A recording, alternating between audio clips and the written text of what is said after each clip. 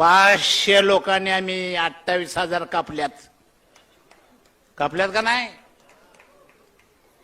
तो इतिहास असा आहे चांगले साहेब, पेशवा इंग्रजांना हटतच नव्हता.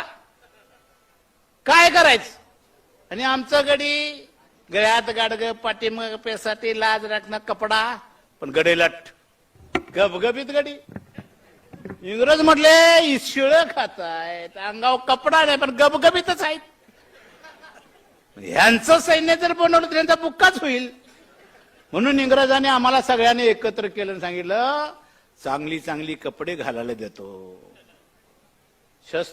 शस्त्र चालवायला देतो, खायला देतो. आपली माणसं म्हटली एवढं कौतुक आमचं कोणी केलं नाही, काय करायचं ते सांगा.